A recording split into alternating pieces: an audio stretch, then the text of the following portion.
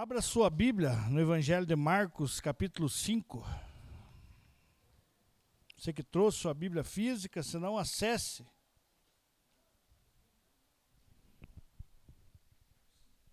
Marcos 5. Alô, som.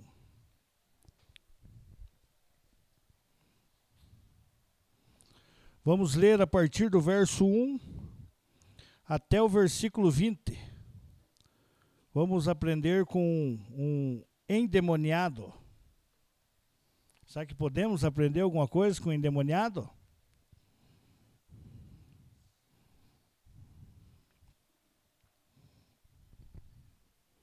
Todos acharam? A palavra de Deus diz assim: Jesus e os discípulos chegaram à outra margem do mar, a terra dos Gerazenos. Ao desembarcar, logo um homem possuído de espírito imundo veio dos túmulos ao encontro de Jesus. Esse homem vivia nos túmulos e ninguém podia prendê-lo, nem mesmo com correntes.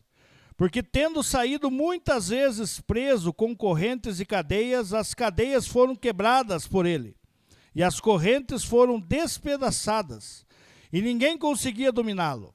Andava sempre de noite e de dia, gritando por entre os túmulos e pelos montes, ferindo-se com pedras. Quando de longe viu Jesus, correu e prostrou-se diante dele, gritando em alta voz: O que você quer comigo, Jesus, Filho do Deus Altíssimo? Por Deus peço-lhe que não me atormente. Ele disse isto porque Jesus tinha dito a ele: Espírito imundo, saia desse homem. Então Jesus lhe perguntou: Qual é o seu nome? Ele respondeu: Legião é o meu nome, porque somos muitos. E pediu-lhe com insistência que não os mandasse para fora do país. Ora, uma grande manada de porcos estava pastando ali pelo monte, e o espírito imundo pediram a Jesus: Mande-nos para os porcos, para que entremos neles. E Jesus o permitiu. Então, saindo do espírito imundo, entraram nos porcos, e a manada, que era cerca de 2.000, precipitou-se despenhadeiro abaixo, para dentro do mar, onde se afogaram. Os que tratavam dos porcos fugiram e foram anunciá-lo na cidade e pelos campos. Então o povo saiu para ver o que tinha acontecido. Aproximando-se de Jesus, viram o endemoniado, o que antes estava dominado pela legião, assentado, vestido em perfeito juízo, e temeram. Os que haviam presenciado os fatos contaram-lhes o que tinha acontecido ao endemoniado, e também falaram a respeito dos porcos. E começaram a pedir com insistência que Jesus se retirasse da terra deles. Quando Jesus estava entrando no barco, aquele que antes estava possuído pelos demônios pediu com insistência que Jesus o deixasse ficar com ele. Jesus, porém, não o permitiu. Ao contrário, ordenou-lhe: Vá para a sua casa, para os seus parentes, e conta-lhes tudo que o Senhor fez por você e como teve compaixão de você. Então ele foi e começou a proclamar em Decápolis, ou 10 cidades, tudo o que Jesus lhe tinha feito, e todos se admiravam. Amém? Vamos orar mais uma vez. Pai, nós te louvamos, te agradecemos pela tua soberania. Nós estamos aqui como membros que compõem o teu corpo, com o nosso coração alegre, em poder, ó Deus, bendizer o teu santo nome. Obrigado a essa canção que nós cantamos aqui, Senhor, reconhecendo que tu és fiel e tu és bom em todo tempo, e todo tempo tu és bom. E se analisarmos e pensarmos em nossa vida, o simples fato de estarmos aqui, Senhor, isso já é uma dádiva do Senhor. Tua palavra nos ensina no Salmo 5, Deus, que se eu deito e eu durmo, e outro dia eu me levanto, é porque o Senhor cuida de nós. E nós te louvamos por isso. Obrigado porque a tua misericórdia se renovou pela manhã, Senhor, a causa de não sermos consumidos. O simples fato de estarmos aqui, já estamos desfrutando da tua misericórdia. Nós te louvamos por isso. Obrigado pela tua bondade. Fala aos nossos corações. Que a tua palavra fale aos nossos corações. É o que nós te pedimos em nome de Jesus. Amém. Eu quero, através desse texto, deixa eu desligar aqui, que senão alguém liga. É usado pelo cão e liga aqui. Eu quero usar esse texto aqui para extrair algumas lições, né? Eu tenho meditado muito nesse texto aqui, tenho falado muito dele lá para os meninos, dentro do contexto da Cross ali. É muito pertinente, muito relevante esse texto, mas eu creio que não só ali naquele contexto, mas na nossa vida hoje, né? Para a minha vida, para a tua vida, esse texto aqui faz muito sentido para nós. Se nós olharmos aqui simplesmente a história por si própria, ela já conta aqui uma história e boa.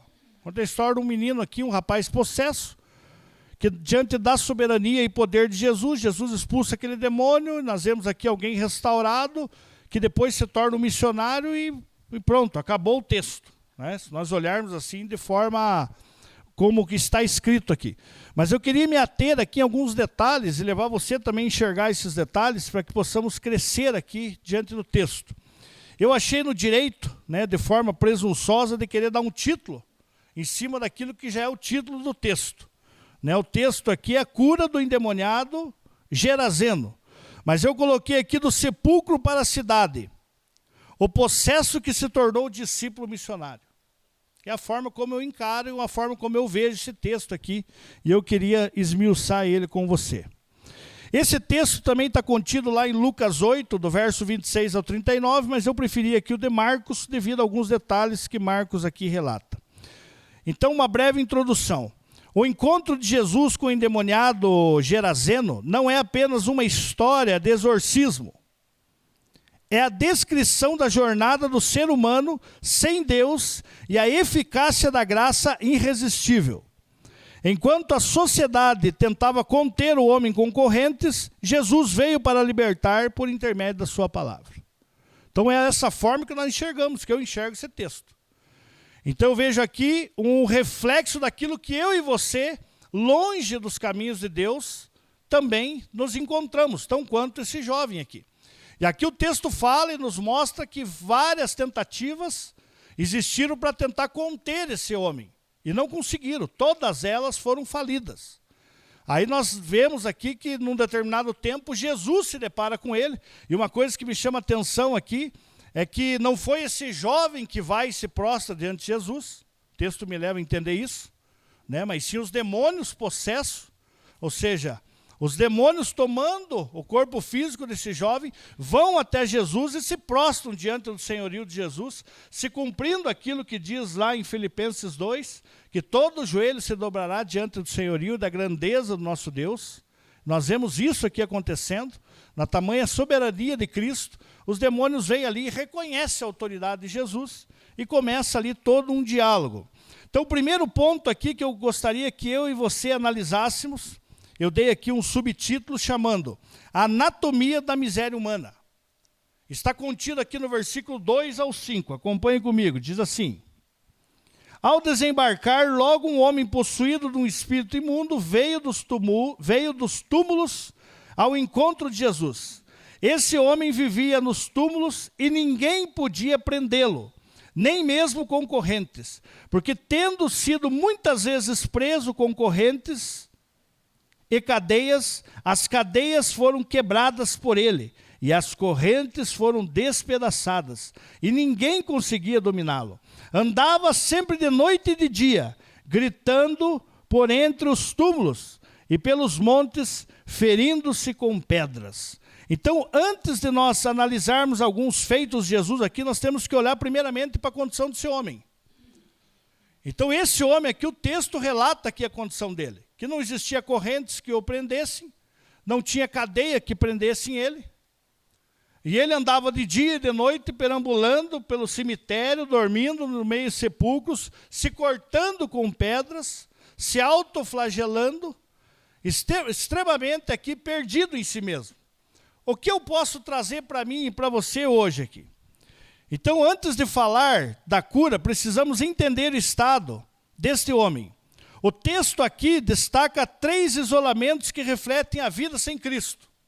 Então, todo ser humano sem Cristo, nós podemos aqui fazer uma comparação com essa vida desse homem aqui, e nós vemos 3 tipos de isolamentos na nossa vida também sem Cristo. Primeiro deles aqui, o isolamento social. Então, o texto fala aqui que ele vivia sozinho.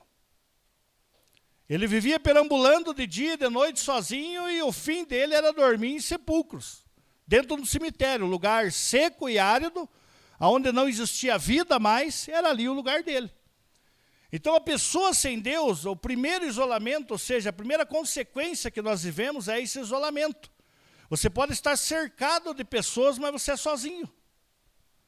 Eu estava vindo de Rio Branco aqui para Curitiba, falando com a Júlia, conversando com a Júlia, no carro, daí falando que a pessoa sem Deus é assim, ela pode ir em todos os lugares. Ela pode ir para todos os países, pode ir para todo e qualquer show, pode desfrutar de tudo o que existe aqui nessa terra. Mas a maior dificuldade dela é a hora que ela deita na cama dela, que coloca a cabeça no travesseiro. Ali vem o vazio existencial, e a gente vê que por mais que você consuma tudo, e por mais que você tenha tudo, você não tem nada ao mesmo tempo. Você se encontra vazio, você se encontra sozinho, você não consegue falar de você mesmo. Você não tem a capacidade de compartilhar do teu sentimento, da tua dor, da tua angústia. Você vive sozinho. Você vive aqui dentro deste isolamento social aqui. E aí aqui trazendo para um contexto lá nosso, né, nós vemos isso muito claro no usuário do crack. Então o usuário do crack hoje, ele tem extremamente se isolado. Ele vive um isolamento a qual ele foge até dele mesmo. Essa semana eu me deparei com uma situação, né, um rapaz contou para mim dessa situação. Você vê o estado que nós estamos chegando. Muitos que fazem uso do crack, ou ele usa no canudinho, ou ele usa no bombril. Ele compra o bombril hoje, dependendo do lugar das vendas, eles vendem os pedaços de bombril já separado. Eles abrem o pacote, daí não vem o bombril, aqueles gominhos. Então eles vendem aquele gominho de bombril para os usuários hoje fazer uso do crack. Aí eles colocam a pedra de crack ali, atia fogo naquilo e traga inteiro. Mas agora, como isso se tornou caro para eles, sabe o que eles estão fazendo para o uso do crack? Arrancando chumaço de cabelo. Eles arrancam o chumaço do cabelo, então a hora que vocês deparar com alguém aí, com pouco cabelo, meio careca... Meu Deus do céu. Oh, Jesus. Mas enfim, volte para cá, volte para cá. Então você vai se deparar, você vai acabar vendo isso aí. Né? Infelizmente você está vendo ali uma vítima, né? Alguém que está num estado deplorável, totalmente preso naquele vício, a qual a mãe, o pai, ninguém consegue conter, né? A polícia não consegue conter, ninguém consegue conter isso, parar com esse uso. Aí você vê a pessoa nesse ponto, arrancando um pedaço de cabelo para poder pôr o crack no cabelo e queimar o cabelo para fumar o crack. Você vê o estado que chega o ser humano de forma deplorável.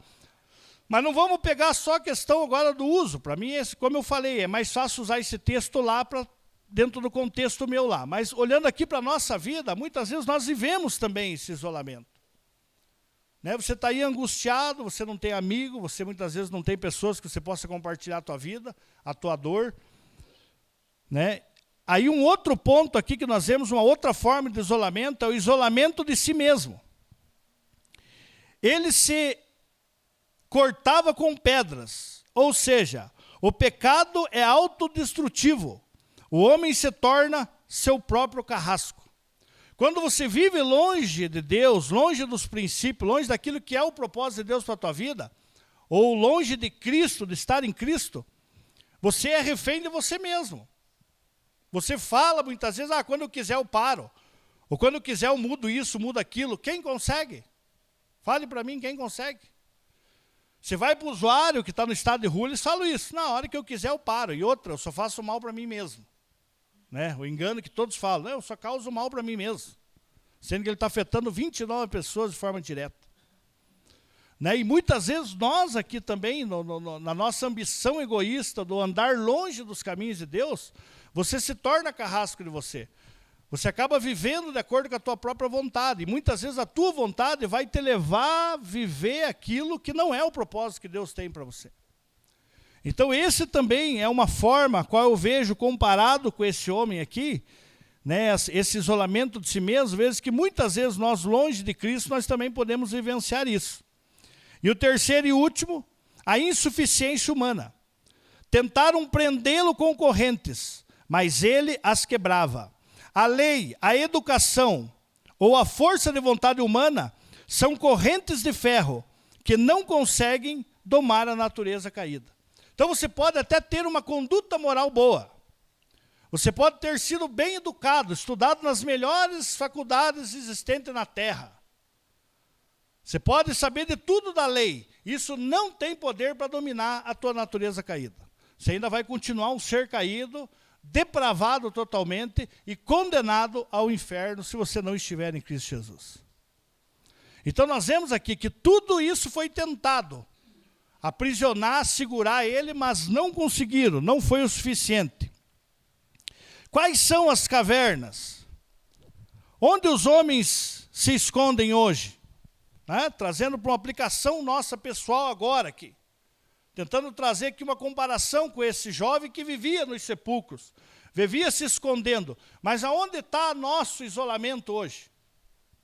Você consegue identificar na tua vida? Eu coloquei alguns aqui, não fiquem chateados, mas é o que pelo menos a mídia tenta mostrar aí. É o que o mundo aí tenta mostrar. O isolamento digital, né? A pessoa se isola no mundo digital e não tem mais vida social. Vive só em função do mundo digital e mais nada. Os vícios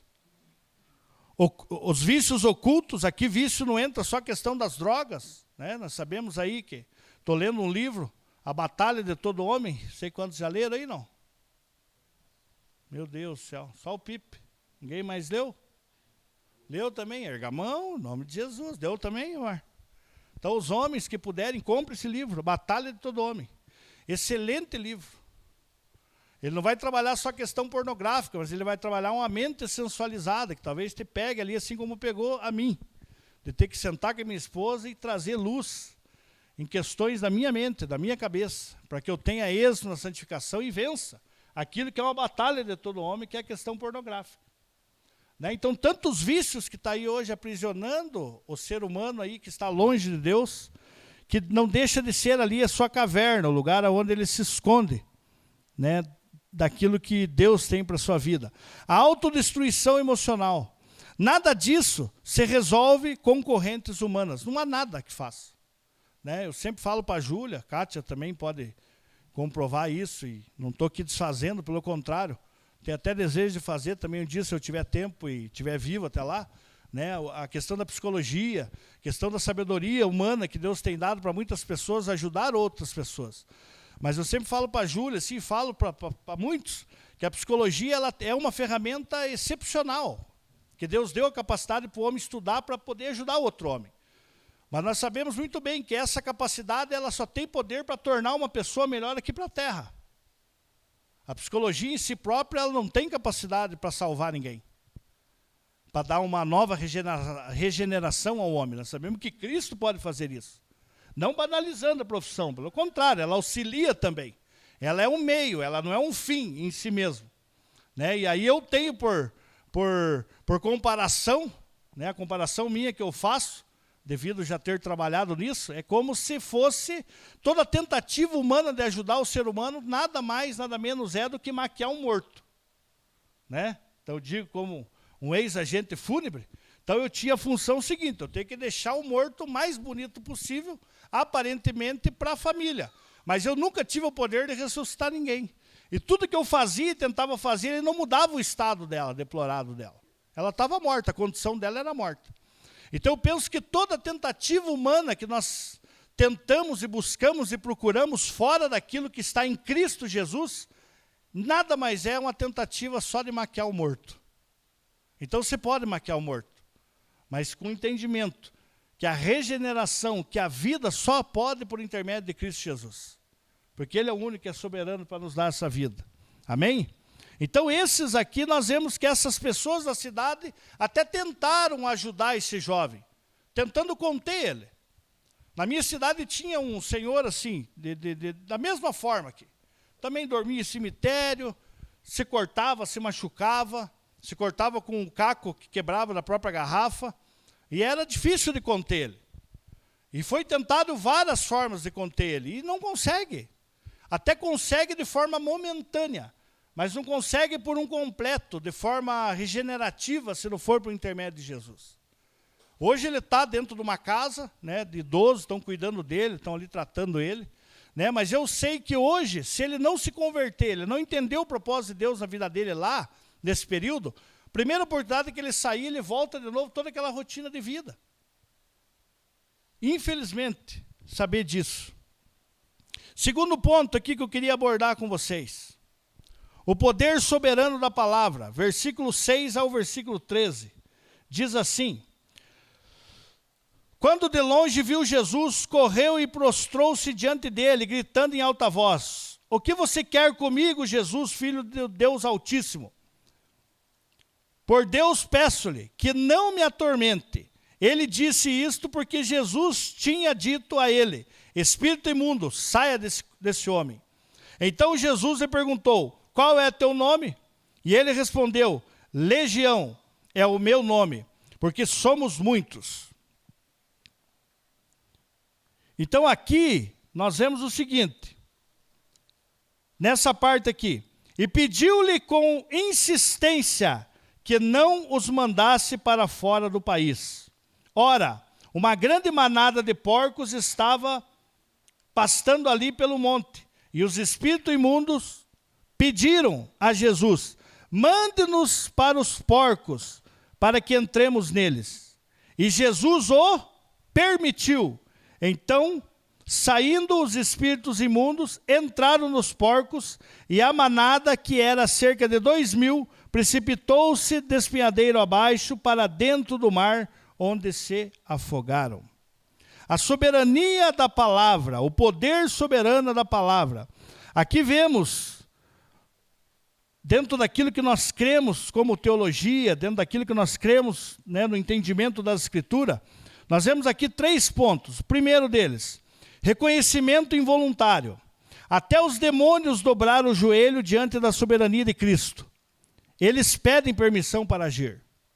Então aquela ideia, né, que é universal, né, vou ter temor de falar aqui, mas é universal, passou na década aí de 90, até os dias de hoje já não vê tanto mais, né, mas antigamente se via mais, aquela oportunidade que o demônio tinha de pegar o microfone, falar de onde que ele veio, para onde é que ele vai, né? Então hoje já não vê muito, mas naquela época tinha muito, principalmente as campanhas, era como se Jesus estivesse jogando uma queda de braço com o demônio. Já viram isso, não? Que era a noite poderosa, que era para ver como se vê quem que vai ganhar ali. Pô, gente, isso aí não existe, nós sabemos disso. Isso aí é ilusão. Querer comparar a força de Satanás, a força dos seus demônios, querer igualar com aquilo que Jesus como Deus, mesmo no período terreno, como na ressurreição e quem Ele é hoje na sua glória e majestade, querer comparar isso, querer colocar de pé de igualdade a força dos dois. Gente, está amarrado em nome de Jesus. Isso não existe. Satanás e seus demônios se submetem ao senhorio de Jesus. Eles se dobram diante do senhorio de Jesus.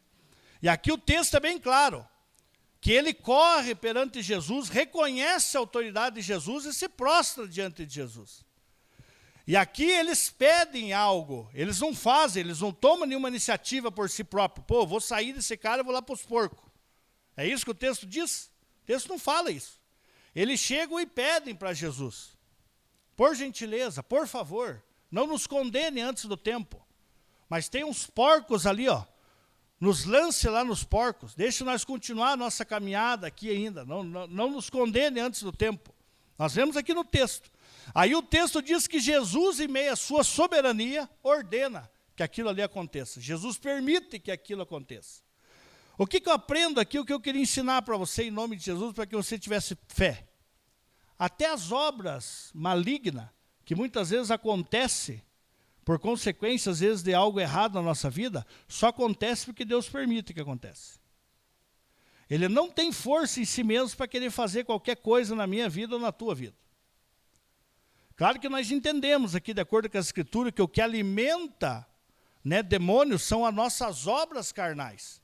Não estou falando aqui de alguém que vive numa prática carnal, né, e quer exigir coisas de Deus, uma coisa que nem regenerado, ou seja, nem vivendo com Deus está.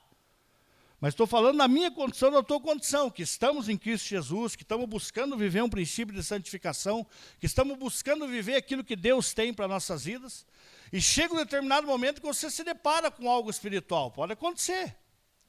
Tenha paz, meu amado, descanse em Deus. É a permissão divina para que algo aconteça. E esse algo aconteça, pode saber que não é para tocar, para te matar, ou isso, aquilo.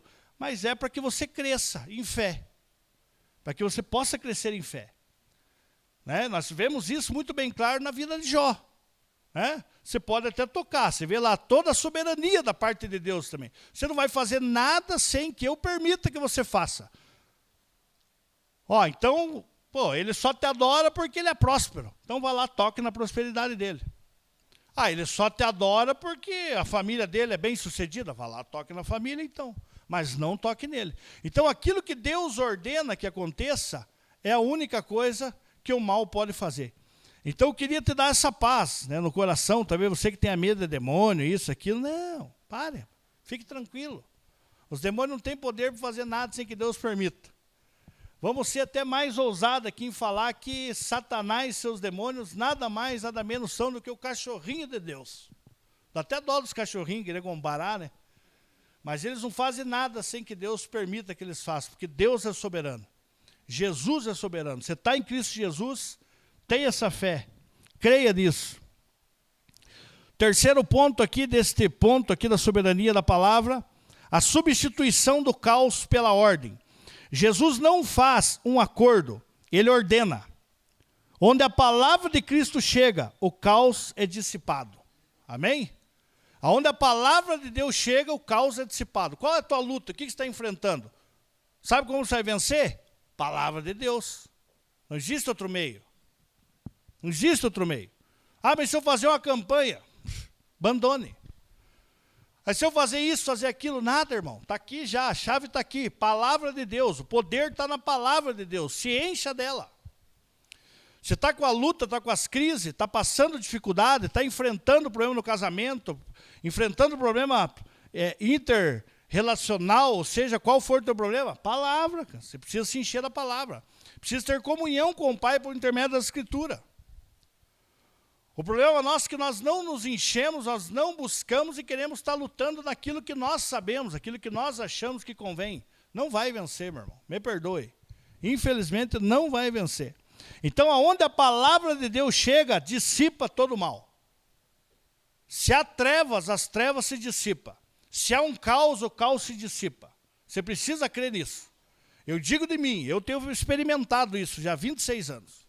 Né, alguém usuário de droga, alguém desiludido, achava que não ia para frente em nada, de repente começa a ter contato com a palavra, e a palavra faz aquilo que lá em João 15, versículo 3 diz, quando Jesus olha para os discípulos e fala, vós já estáis limpo pela palavra que vos tenho dito. Então, existe uma limpeza constante dentro de mim, daquilo que é o mal brunelo, daquilo que é a má natureza minha, inclinado para o pecado, por intermédio da palavra, isso começa a ser limpo, começa a ser regenerado. Não existe outro meio, irmão. É só por intermédio da palavra. Você precisa aprender a debruçar na Escritura. Precisa aprender a ler de forma diária, comer as Escrituras, ruminar as Escrituras. Fora disso, meu irmão, me perdoe.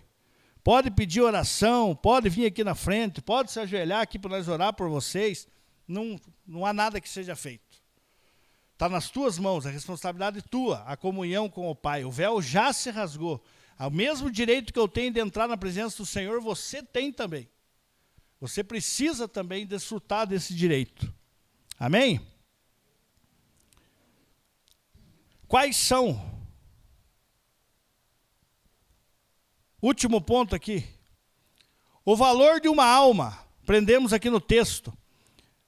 A perda dos porcos, um prejuízo econômico enorme, que você vê aqui que muitos ficam indignados e mandam Jesus embora, não foi por causa do espanto, né, de ter visto o milagre, mas foi porque nada menos, nada mais, foi ali 2.000 porcos, né, que foram mortos. E de acordo com o estudo aqui, se você vê aqui a cidade em si, a parte econômica eles trabalhavam aqui, né, com porcos. Então vamos mandar, se tiver mais uns 4 demônios aí, mais 4 gente endemoniado, e Jesus inventar e mandar embora e entrar, nós vamos ficar tudo sem porco aqui.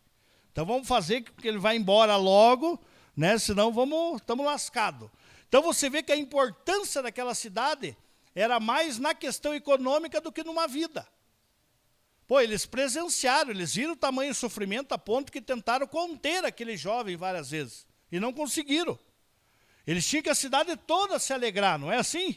Eles tinham que se alegrar. Pô, rapaz, não acredito que o cara era endemoniado desse jeito aí, possesso, vê o jeito que o cara está. Acredito que era o drogadão da cidade, hoje está ali, pregando, falando do amor de Deus. Né? Então você não vê isso aqui.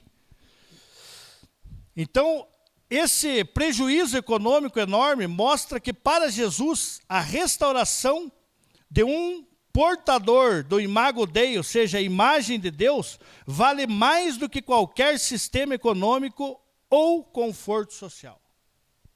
Então, para Jesus, a minha vida vale muito mais do que qualquer poder aquisitivo, econômico, não importa. Deus, ele quer nos restaurar, você precisa crer nisso. Que Deus, ele pode restaurar a tua vida, ele pode restaurar a vida do teu filho, do teu pai, do teu irmão, do teu cunhado, da tua sogra. Ele pode restaurar a vida da tua sogra. Ele pode fazer um milagre, ele quer fazer esse milagre. E você precisa crer nisso, que não há nada que se compare ao valor de uma alma. Terceiro princípio, terceira lição que eu extraio desse texto aqui, no versículo 15, diz assim: aproximando-se de Jesus, viram o endemoniado, o que antes estava dominado pela legião, assentado, vestido em perfeito juízo, e temeram. A evidência da graça. Muitas vezes nós pensamos assim, mas eu estou crente, eu estou aquilo, a salvação é pela fé, né? Eu não tem coisas que eu não preciso mostrar, exigem demais de mim uma conduta que não é bem assim. Aí tem lá aquele texto que atribuem, que o Pipe não gosta, e é realmente, se você olhar o pé da letra, ele não condiz com aquilo que é uma verdade, que atribuem ao São Francisco de Assis, mas não é dele, que se necessário for, você use palavras para pregar. Né? Pregue todo o tempo, se necessário fale. Como se aquilo fosse uma verdade que nós temos só que demonstrar através da nossa conduta de vida cristã. As pessoas só ao olhar para nós vão se converter. Não é o que a Bíblia diz. A Bíblia diz lá em João 8,32 que a verdade vem para libertar por intermédio do quê? Do conhecimento, da propagação do Evangelho. É necessário sim que pregue, mas também é necessário que se viva aquilo que pregue. Eu acredito muito nisso, até o princípio que Tiago nos instrui. Você tem fé? Tem. Então, evidencie, mostre ela. Porque se você tiver fé e não evidenciar ela, é só uma fé de um conceito racional, só do entendimento que você acha, mas você não vive aquilo.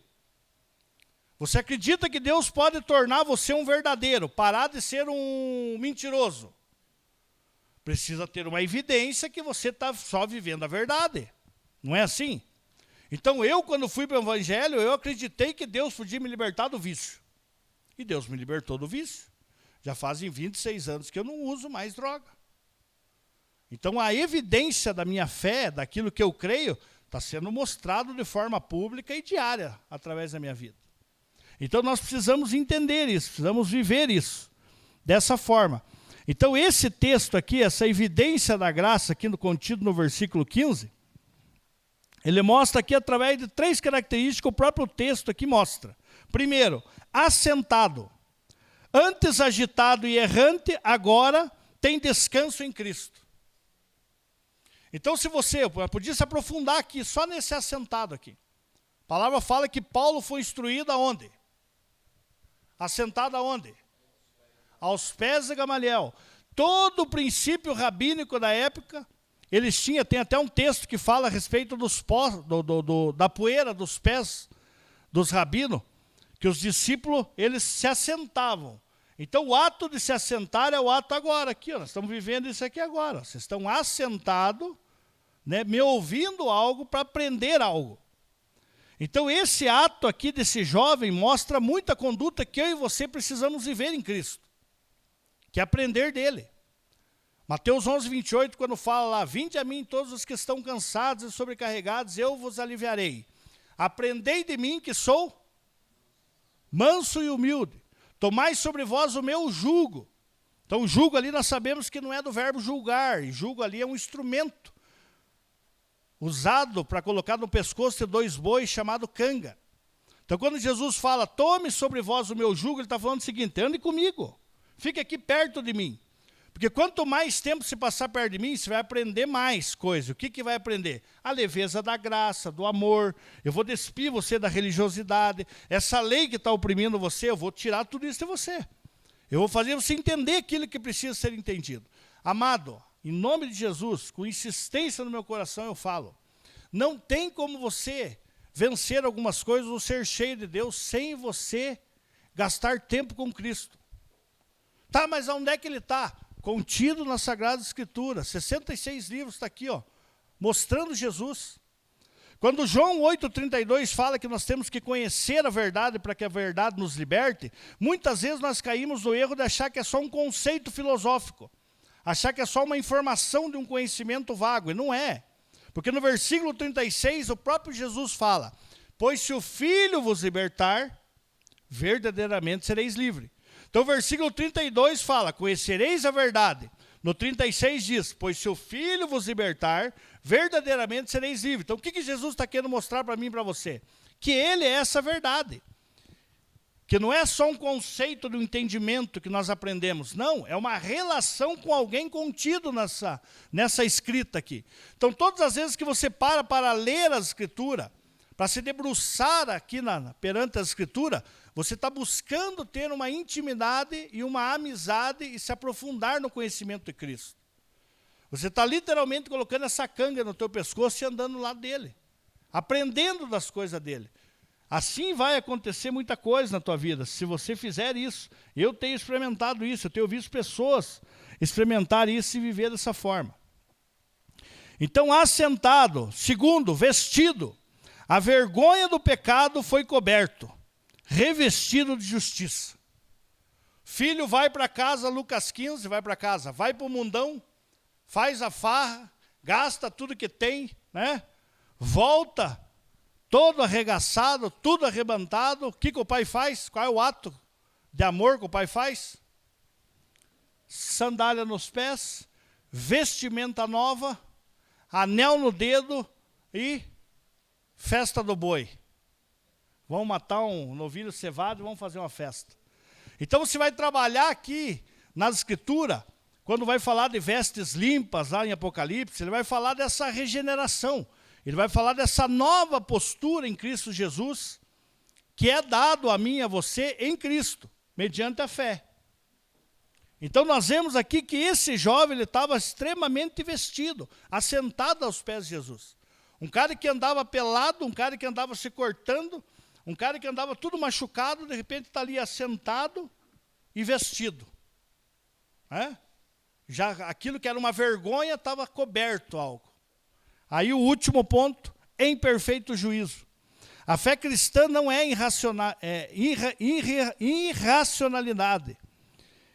É o retorno à santidade mental, à sanidade mental e espiritual. Então a fé, ela não é só aquela questão emocional. Né? Ou posso dizer que ela quase não é nada na questão emocional. Ela move depois a questão emocional. Mas a fé é você alcançar uma sanidade mental, a capacidade de você olhar para dentro de si e enxergar coisas que não condiz com aquilo que é o propósito de Deus, e você, com o auxílio do Espírito Santo, você abandonar tais posturas. Você mortificar tais posturas na tua vida. Você dominar aquilo que até então dominava você. Então nós precisamos entender isso, porque nós vemos isso aqui. Ele estava aqui, completamente sãozinho, assentado. Um cara que se cortava, um cara que não tinha domínio de si mesmo, um cara que vivia isolado, de repente está ali, sentado junto com os discípulos, aos pés de Cristo, vendo a multidão chegando, e ele ali, prestando atenção, sabendo o que estava acontecendo com ele, e sabendo qual era o propósito da vida dele, tanto que nós vamos ver aqui no final agora do texto. Quarto e último, o missionário dos rejeitados, versículo 18 ao 20, diz assim: quando Jesus estava entrando no barco, aquele que antes estava possuído pelos demônios pediu com insistência que Jesus o deixasse ficar com ele. Jesus, porém, não o permitiu. Ao contrário, ordenou-lhe: vá para a sua casa, para os seus parentes, e conta-lhes tudo o que o Senhor fez por você e como teve compaixão de você. Então ele começou a proclamar em Decápolis tudo o que Jesus lhe tinha feito, e todos se admiravam. Glória a Deus. Este é um ponto crucial para nós aqui hoje. O desejo do novo convertido. O homem queria entrar no barco com Jesus, conforto e segurança. Você podia analisar o teu coração hoje. O que está no teu coração hoje? Qual o anseio que você tem? Né? Você tem esse anseio? Você acorda pela manhã e tem esse anseio de ter um tempo, de tirar um tempo, de ter comunhão com o Pai, de ter comunhão com Jesus. Por mais que seja custoso, mas você tem esse anseio de tirar um tempo de oração, de orar com a tua família, orar com o teu esposo, orar com a tua esposa, orar com teus filhos. Você tem esse anseio? Ou você só acorda para acordar e vai lembrar de Deus só quando está aqui no culto? Ou lembra que é cristão só que você chega aqui? Ou você vive, né, com esse anseio no coração, com esse desespero de querer estar próximo de Jesus? Eu não sei de você, mas eu tenho vivido isso. Eu cheguei à conclusão que eu não consigo viver fora mais dele. Eu tenho que fazer, tudo que eu faço tem que ser em função dele. E para ele, por meio dele, com o auxílio dele, senão eu não consigo fazer nada. Não tem como fazer nada. O não de Jesus. Jesus o envia de volta para a sua casa e para os seus. Aqui eu coloquei como fosse a teologia do cotidiano. A missão não começa em terras distantes, mas contando aos seus quão grandes coisas o Senhor te fez. Ele se tornou o primeiro evangelista da Decápolis. Decápolis aqui compõe 10 cidades. Né? São 10 cidades. Ele sai pregando. O desejo dele era seguir, entrar no barco e seguir Jesus. Ficar ali no conforto, ficar ali na segurança, mas Jesus fala: não, cara. Não, quero junto você comigo, você não vai conosco. Volte para a tua casa e conta aos teus. Eu fico pensando quão difícil é isso. E eu vivi isso. Eu fiquei quase 5 anos longe de casa, logo após me converter. Eu fico 8 meses na minha cidade. Deus me dá uma palavra, eu vou embora para missões. Eu fico quase 5 anos fora. E quando eu entendo que preciso voltar, depois de 5 anos já ter aprendido, vivenciado, visto muitas coisas, digo para você, foi de embrulhar o estômago. O medo de encarar as pessoas.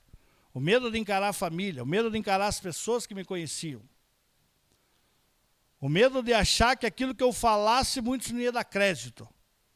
Mas eu tive que voltar. E eu estou lá até hoje. Na cidade a qual Deus permitiu eu vir para a terra, para essa terra. Estou lá. Podendo testemunhar, podendo falar daquilo que Deus, né, tem feito. Eu fujo dessas questões de podcast, dessas coisas aradinhas aí. Um cara me chamou já 4 vezes, daí até a última ele fez um apelo para mim. Eu fui agora, esse final de semana. Hein? Tive que ir lá falar. Né? E aí eu não querendo ir, a palavra que me veio foi essa aqui. Falou: vá, cara, você precisa ir. Foi uma cidade vizinha, chamada Itaperuçu. Falou: vá lá. Essa cidade compõe a tua Decápolis, vá lá falar. E eu lembro que eu estava indo no caminho, eu fiz uma oração e falei assim: Deus, que não seja o meu testemunho, porque os caras perguntam demais, tanto que eles tentaram conduzir, Deus me deu a graça de reverter lá. Se você assistir, você vai ver lá. Que eles fazem as perguntas e eu tento meio que desfazer a pergunta para não responder, porque eu acho que não ia chegar a lugar nenhum, porque às vezes acontece isso, a gente acha que esse jovem ele não tinha que chegar lá e falar da miséria dele. Pô, eu era aquele cara que ficava me cortando com telha, lá andava pelado, lembra? Pô, o povo já sabia disso aí. Mas Deus chega e fala, Jesus fala bem claro para ele: vai e conta aquilo que Deus fez por você. A graça que alcançou você. Fale daquilo que é o que novo de Deus na tua vida, aquilo que você está vivendo hoje, porque é isso que vai transformar as pessoas. E eu subi orando, falei, Deus, eu quero falar daquilo que glorifica teu nome. Não quero estar me enaltecendo, falando das minhas experiências lá, falando daquilo que eu vivia, minhas peripécias de um adicto. Não quero estar falando isso aí. Quero falar daquilo que eu sou no Senhor hoje, aquilo que eu possa edificar vidas por intermédio do Evangelho. E nós vemos isso aqui acontecendo. Conclusão e apelo final para a minha vida e a tua vida. A diferença entre o Geraseno e os moradores daquela cidade é chocante. O Geraseno, liberto, queria Jesus por perto. Os moradores, com medo do prejuízo econômico, pediram para Jesus ir embora. Pergunta para você levar para casa agora. Você está mais preocupado com os seus porcos, conforto, bem e status, ou com o poder transformador de Cristo em sua vida e na vida de outros? Queria que você refletisse nisso. O que pesa hoje para você? Está preocupado mais com os porcos, com a questão econômica, a questão, o teu status, muitas vezes, aquilo que vão pensar de mim? Ou você está preocupado realmente e querendo dar importância para aquilo que Deus pode fazer na tua vida? E aquilo que Deus já tem feito na tua vida. Porque eu digo de mim, eu não consigo mais ficar sem falar daquilo que Deus tem feito na minha vida. E é muitas coisas. Então, a hora que a Aline começou a ministrar ali naquela música, chega a me dar um nó na garganta, porque eu posso dizer para vocês que Deus é bom. Eu vivo essa bondade da parte de Deus, de forma diária. Quando eu entendo tanto por intermédio da Escritura, como eu tenho visto Deus permitir, por intermédio da minha vida, abençoar a vida de tantos jovens que têm chegado lá e estar lá conosco lá. Então eu queria que você refletisse, que você fosse para casa, que você não deixasse de ruminar na palavra durante a semana, relesse talvez esse texto aqui, e você se questionasse diante de Deus. Deus, como que está a minha vida diante de Ti? Será que eu tenho vivido de forma isolada? Será que no pecado que habita em mim ainda me afasta das pessoas? Porque é muito fácil, né, a gente se afastar das pessoas. É mais fácil isolar elas e deixá-las no canto, do que eu ter que estar próximo dela e ela tirar o pior de mim. Né? Porque os conflitos são assim. Se o Lucas é o endemoniado na história, e eu ando com o Lucas me atenta, é mais fácil eu fugir do Lucas, do que eu estar junto com o Lucas e deixar que a maldade do Lucas fique só no Lucas, e não desperta a maldade que é em mim. Mas a gente sabe que não é assim, porque eu perto do Lucas vai despertar a maldade que é em mim, não para ser só dois homens maus, mas porque eu trato essa maldade do meu coração. É para isso que é as relações que nós vivemos dia a dia. Amém? Até aqui? Glória a Deus, aleluia. Espero que você tenha aprendido um pouco sobre esse texto, que a tua fé possa ser alimentada nessa noite e que você saia daqui se questionando. Tenho dado importância para quê? Por status da minha vida ou por aquilo que Deus pode fazer e quer fazer na minha vida? Eu fui convidado para pregar num lugar e agora estou entre a cruz e o punhal, mas já decidi no meu coração, eu sei. Ganhei um show para ir aí, que eu queria ir agora, vai cair bem no dia do lugar que eu vou pregar lá. E eu já estava até certo para ir. E eu mandei uma mensagem, já falei que não ia. Falei, não vou, né? Perdeu o show. E estava assim, não vou, né? Eu falei, meu Deus do céu, que endemoniado, né?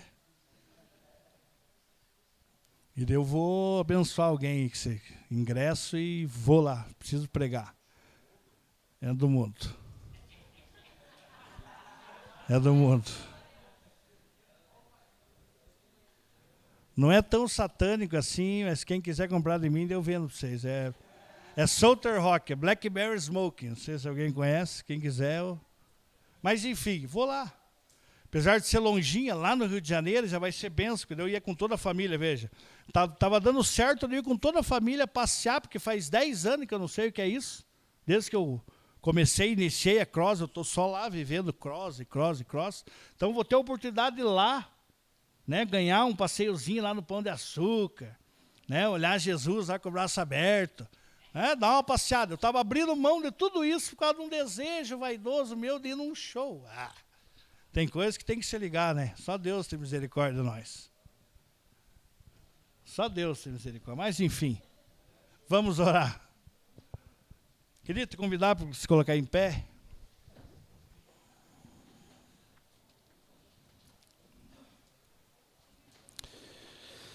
Pai, nós queremos te agradecer pela tua palavra falada a nós.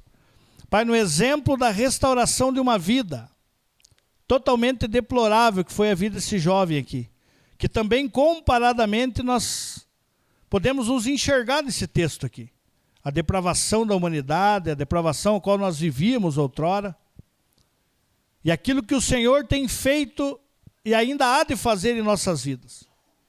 A minha oração, Deus, é que o Senhor nos ajude a temer o Senhor a todo tempo, a andar contigo a todo tempo e obedecer às tuas instruções. Aquilo que o Senhor já nos ordenou, de ir por todo mundo e pregar o Evangelho, já é um direito de todos nós, é uma ordenança para todos aqui. Não é só para os missionários, para pastores, não, é para todos. Para todos aqueles que são discípulos.